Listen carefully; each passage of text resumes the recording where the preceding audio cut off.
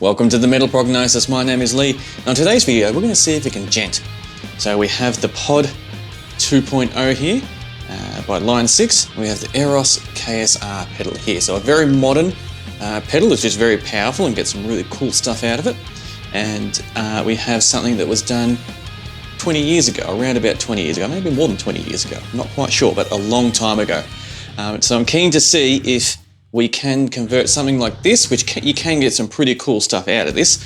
There is a little bit of a love-hate relationship on how people feel about this, but you definitely can get some cool stuff out of it to see if we can bring it to more that modern djenty sound that we love with some assistance. So we're just utilizing everything that's in the pedal here, capturing it directly in our mixer here with no post processing or anything like that.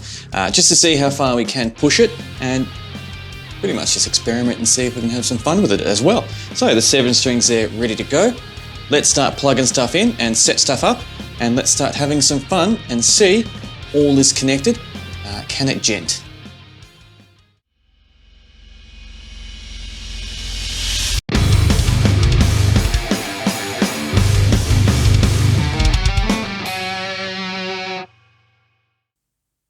All right, now we've got everything plugged in, set up, ready to go. I'll grab my little beast here. And this is just whatever distortion I was using last time. So this is a sound that we've got.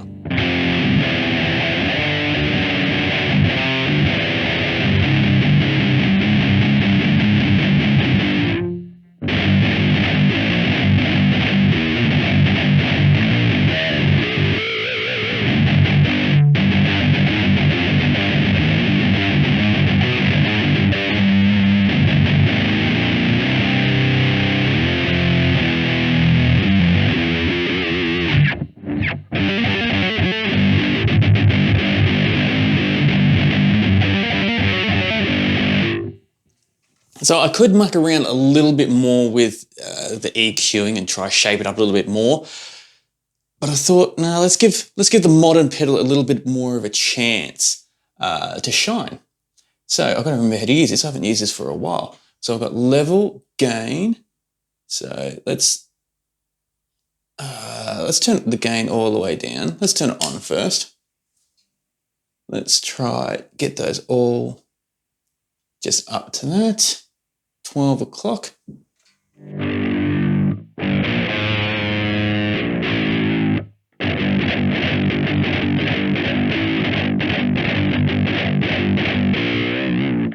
Give us some more level.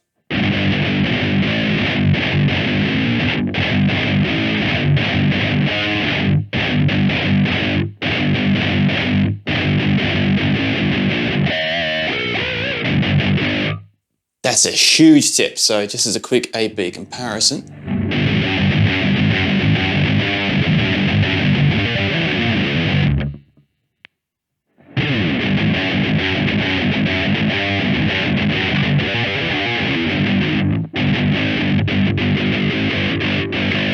Mucked up my strum there. Was that thrown by it? So that's with the gain all the way down and the EQ all flat. And just with its characteristics, we're already getting a huge jump. So that's awesome. Let's add a little bit of gain and see if that's going to be too much with the gain staging or not. Let's find out.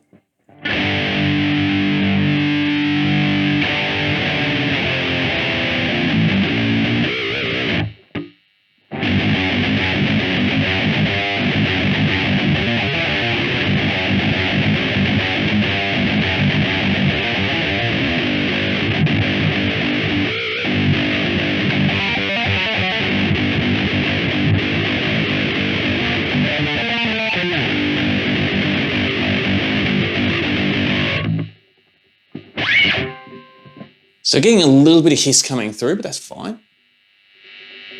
Let's push the gain up, which gives us a lot more hiss, as you can hear, but, you know, this is science.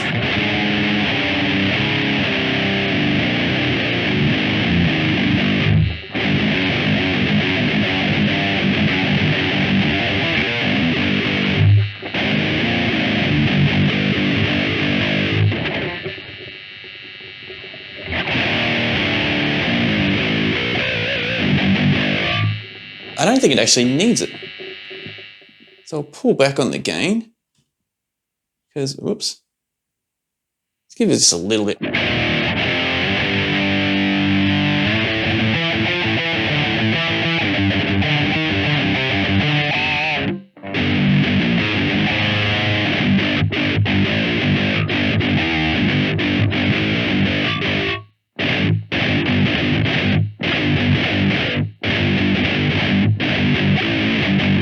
So before we hit the EQ, let's just see these different buttons we've got. So we've got fat, tight, and thick. Let's see what fat is.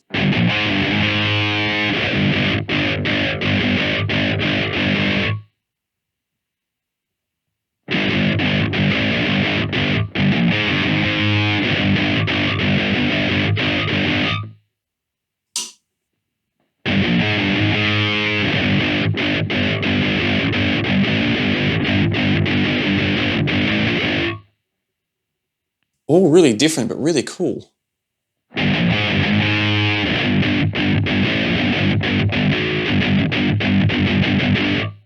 So let's have a look at the other one. So I've got dirt, clean, and clip.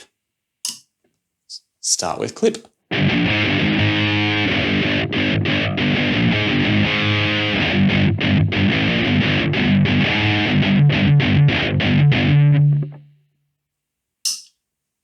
Clean.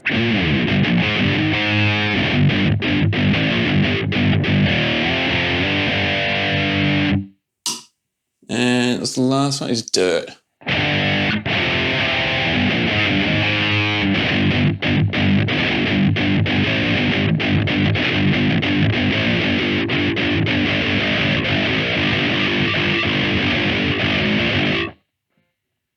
Interesting. I'm going to leave it there because that's cool. Let's just do a quick EQ to see if we can help shape it a bit more.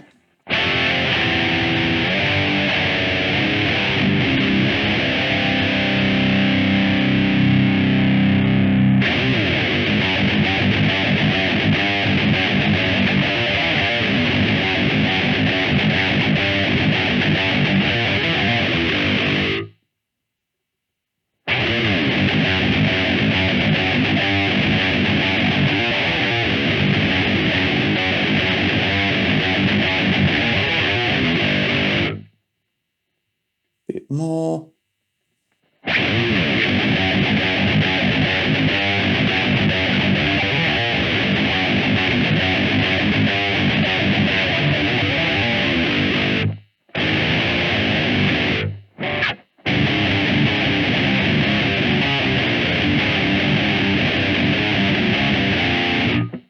So if you're writing a riff or jamming out a riff that's pretty chunky and pretty full in low tuning, like for example, something I did then, like.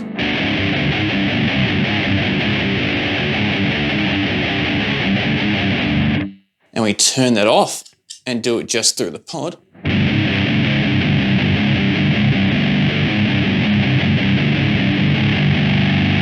Sounds a little bit muddy and a little bit lost, where this cleans it up huge.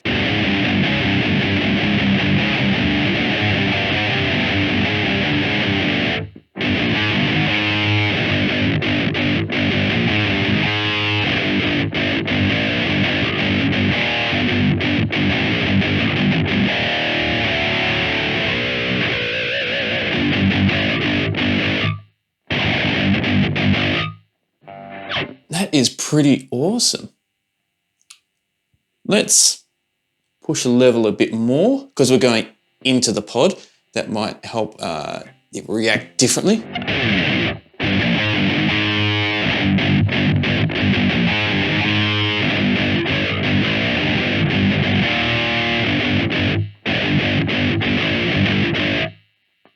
Don't know actually. Things are getting a little bit more hissy. Let's just try the different modes they got here, because I think that had the biggest impact. So let's go down to thick.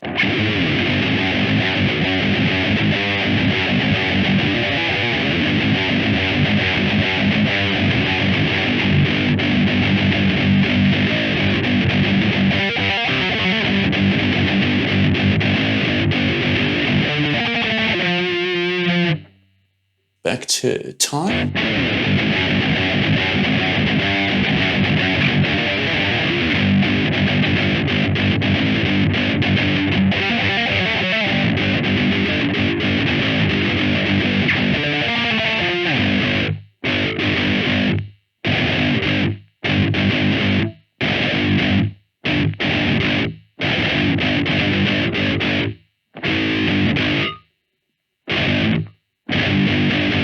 That's a very clean capture of what I'm actually getting there.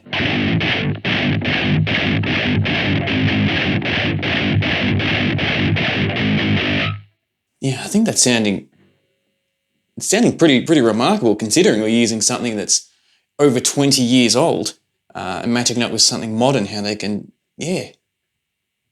come together so nicely. So let me just have a quick look at the characteristics and then we'll move on to a jam. So if I was playing nice and soft and muted to then going to more open and aggressive to see if we can capture that within this setup.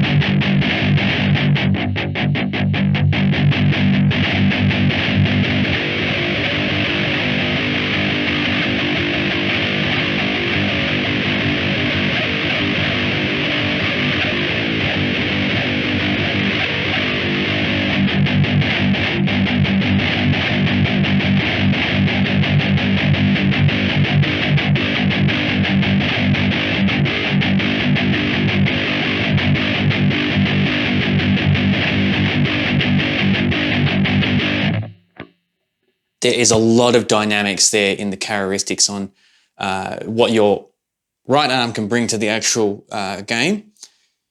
Because sometimes with these modelers and some of this equipment I've used where they're too artificial and it doesn't sound like a real amp and you can't get those characteristics out of it because it's squashing it too much or just limiting it way too much. Where this still seems pretty open, but the wave files that we're capturing is still they're not pretty, they're actually very under control still. So that's really cool. So before I keep babbling on more, I'm going to have a quick jam. So we'll hear this doubled up on guitars with some bass and some drums, just to kind of get that little angle as well and that perspective. And then we'll have a chat about it afterwards. So sit back and enjoy, and I'll see you all on the other side.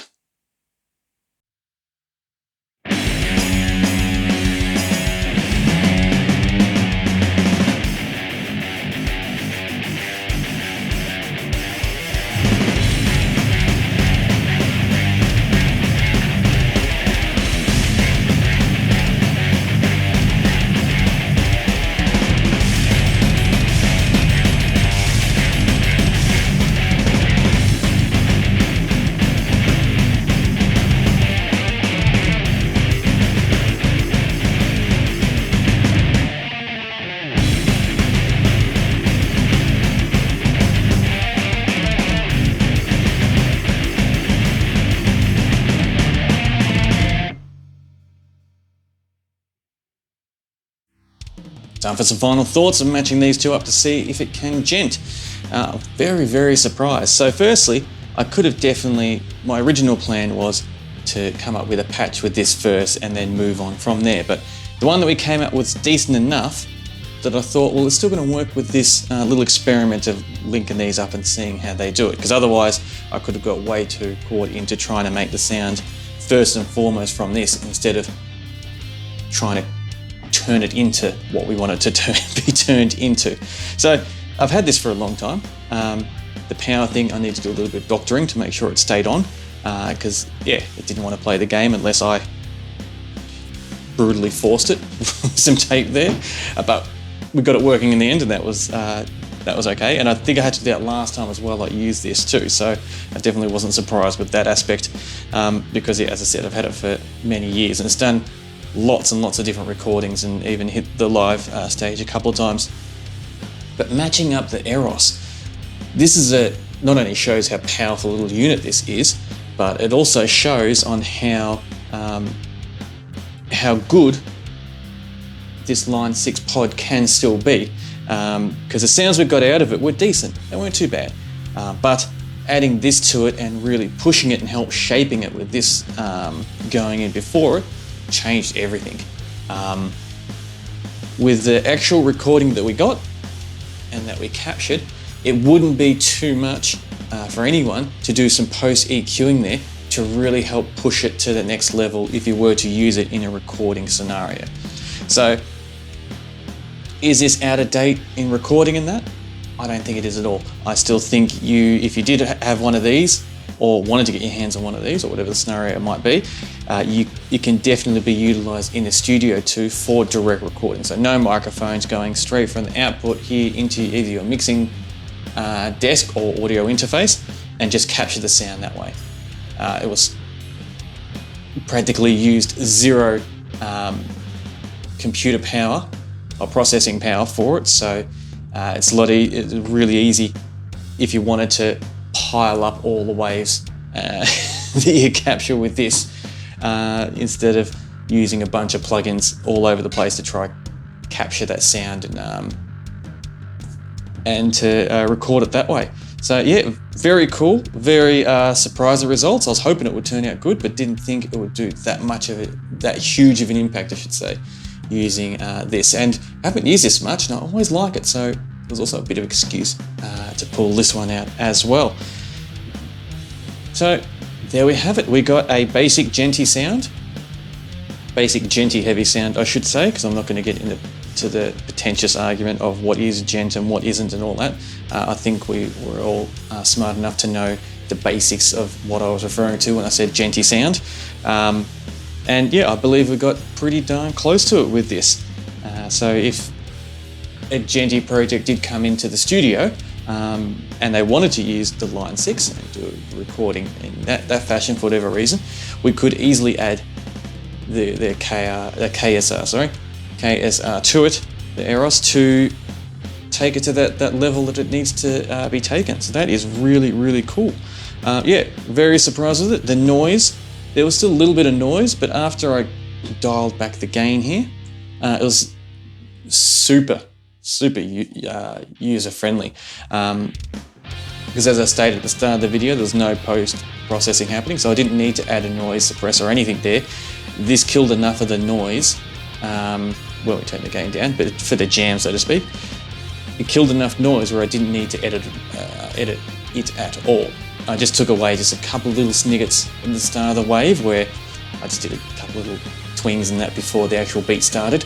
Other than that, like the rest of it, I kept absolutely raw and as is. Just panned left and right and put the volume up a little bit, and I was done. So there we have it. The Djent sound with the Pod 2.0 with the assistance of the Eros by KSR.